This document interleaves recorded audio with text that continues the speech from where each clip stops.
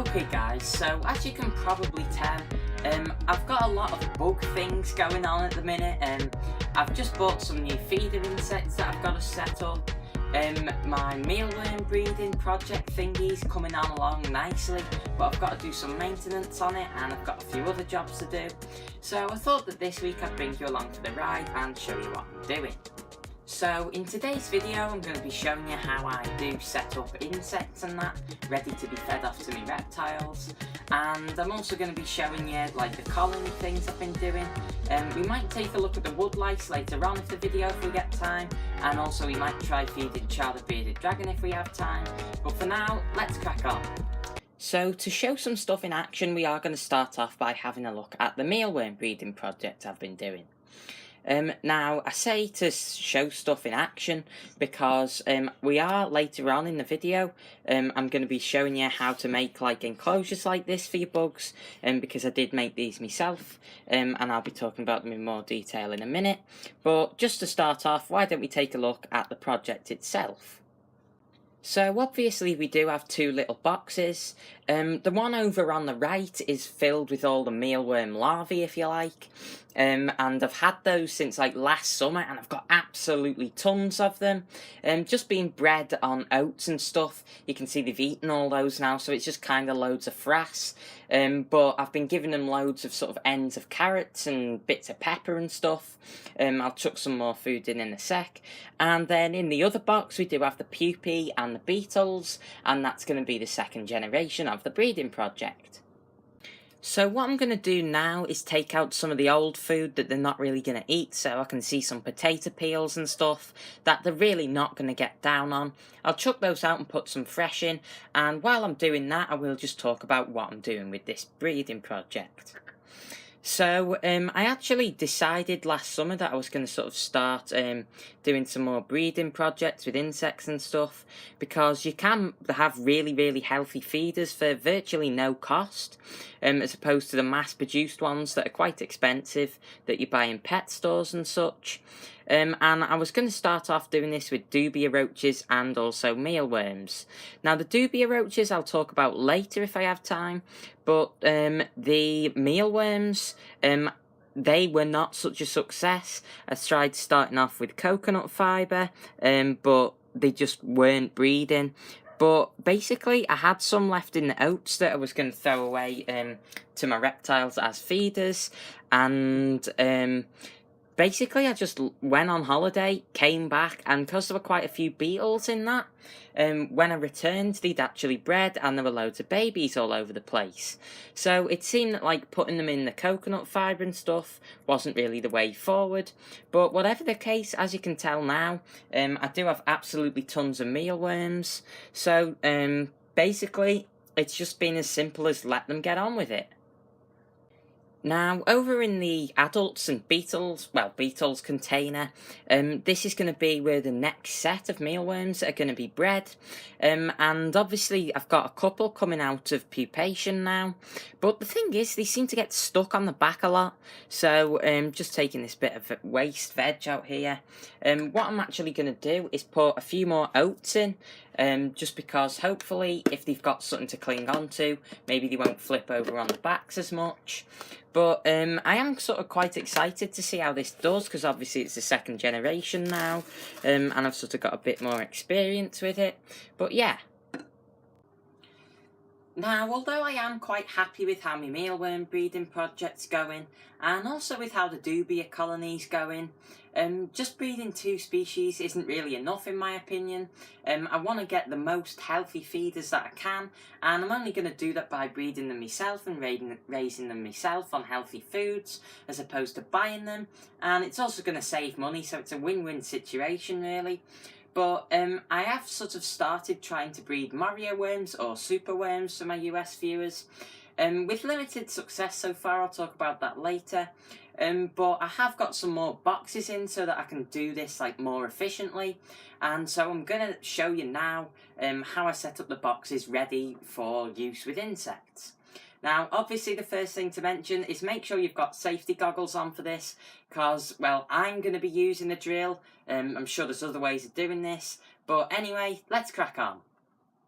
So all you're going to need to set this up is a drill. I'm just using a battery drill with a little wood bit in it. Don't suppose it really matters what type of bit you're going to use, but that's what I'm using. A hacksaw blade, a little block of wood just to drill into, and obviously your box.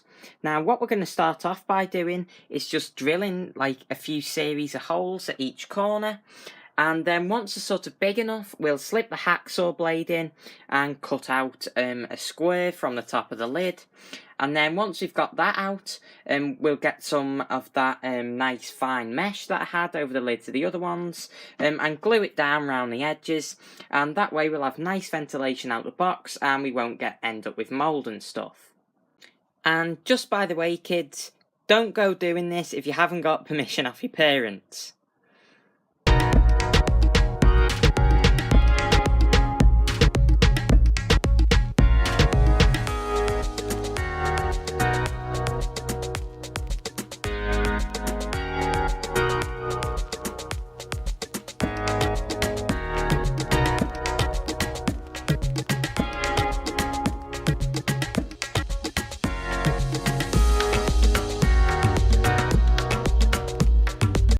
So the lid's all prepped, and now all I've got to do is put some glue around the edges and then stick the bit of sort of window screen mesh I've got on top and let it dry, and that should be us finished.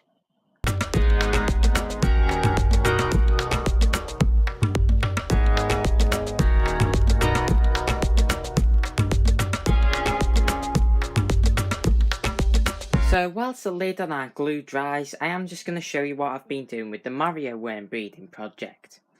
So what I'd actually done is separated out a load of the Marios I'd had, and I was hoping that they were going to pupate, because you do actually have to keep them singly in order for them to pupate.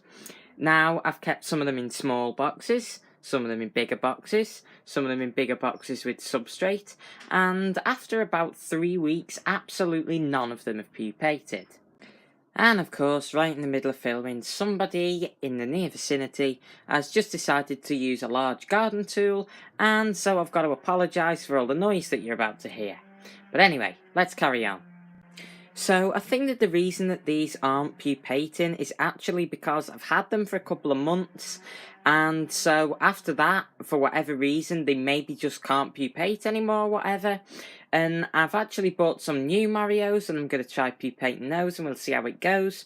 But obviously that leaves us with this lot that we've got basically no purpose for. So just to use them up, I'm now going to try feeding them to Char the Bearded Dragon, who I'm actually hoping is going to have started eating. So if you've been watching my videos, you'll know he wasn't eating much. But I've got some news on that I'll talk about in next week's video. But anyway, let's have a see if he wants to eat them. So let us see, will he eat? It's sort of the moment of truth, because he's not really eaten bugs properly since he woke up from brumation, and that means he hasn't eaten bugs properly since really October. But let's chuck these in and see what he thinks. Get his door open and chuck him in his bowl. I think he's interested. There we go.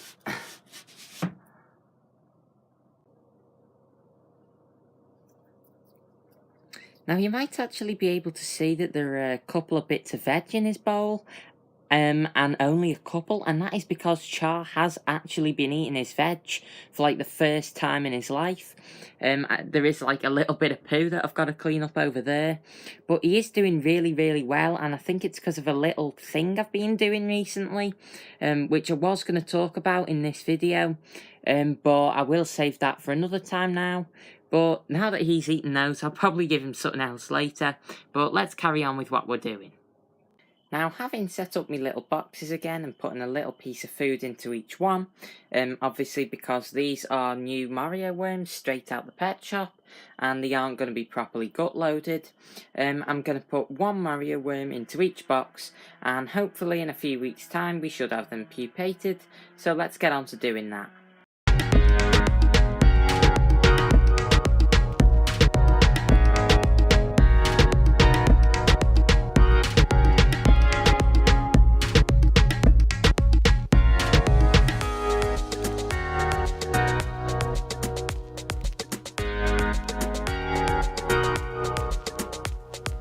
So to round off today's video on bugs, I am going to give you a very quick look at the dubia roach breeding colony.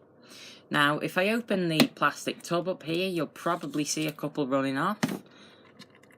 Or apparently not. Now, there are actually quite a lot of dubia roaches. There you go, you can see some on the water there. They're just little nymphs. Now, I don't want to tear this apart because I did only do a big clean on them a couple of weeks ago, and I'm trying to leave them be. But I do have loads and loads of dubias in here now. That's actually a newly molted one, which is why it's looking white. But I do have absolutely loads now, and it's sort of like, I don't know, 8 months or something since I set this up. And it's sort of amazing how long it does take. I actually think I can see a big one just back there. Nah, it's hiding. But anyway, this is doing really well, and I thought I'd just touch base on it. So at long last, guys, that is actually the end of today's video. I know we didn't take a look at the wood lice and stuff, but as you might be able to tell by the lighting, it has actually been quite a long day for me, because I've had loads of different stuff to do. I mean, just setting up those boxes and drilling holes and stuff took up that much time, and I was out like getting the bugs and stuff all morning, so it's been a really busy one this week, even though this video might not be the most exciting. But anyway, I do hope that you did enjoy it, and next weekend there's a very good chance that we will be doing something really exciting that I've been waiting to do for a very long time. Leave some questions or suggestions down in the comments section what you think that might be. But anyway, for this video, that is it from me, and I will see you in the next one. Bye guys.